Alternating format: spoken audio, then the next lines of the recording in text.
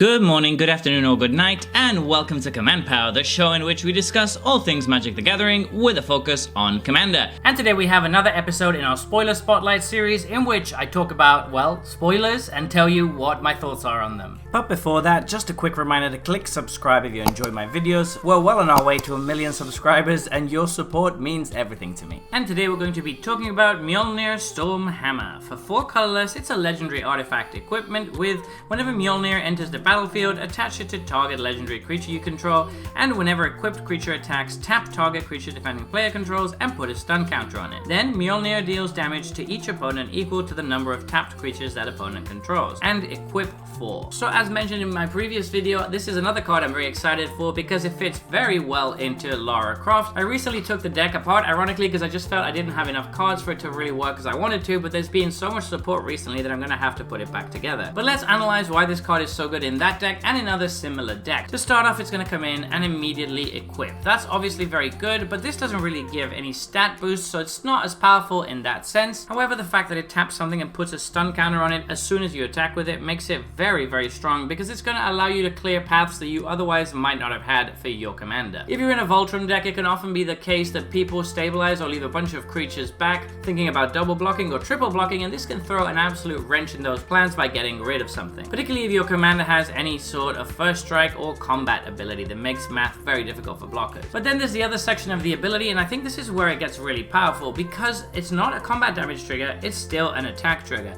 and it gives you a ton of reach in the right situation. So it's going to deal a bunch of damage to each opponent equal to the amount of tapped creatures they control. Now, another problem you often run into with Voltron decks is that you sometimes don't quite get there and can't close off the game because you don't have enough reach to deal direct damage to your opponents, and they've managed to stabilize and can keep your creature in check. This again gets around that quite handily since your opponents are almost always going to have a few tapped creatures, and if it doesn't, it makes it so that they can't really attack with those creatures, which slows the game down and gives you time to draw into what you might need. Another deck type where this is going to be very good is in gold decks because you're forcing people to attack all the time. In Cardo Doomscourge, for example, dropping this and suddenly attacking can deal all sorts of damage to your opponents since they've presumably all attacked with their creatures because they've been goaded. That's a surprising way to deal a ton of damage in gold decks, but it can also just be good if you're playing against something that has a bunch of tokens, they've just had a big turn and attacked, and then you drop this when they've got all of their creatures tapped, and suddenly it's doing a really good Rakdos charm impression. Now, obviously, it's going to be at its best in a deck where your legendaries want to be attacking, so Voltron decks seem good for it, but you can also just include it in any deck with a high density of legendaries because the free equip does make a huge difference. That being said, you can still pay 4 to equip it, which is quite expensive, but you might end up having to do that sometimes, and late game it's not that bad. But again, for me, the most exciting thing is going to be putting this into Lara Croft and watching her just swing, dealing a bunch of damage, and get herself a nice pathway through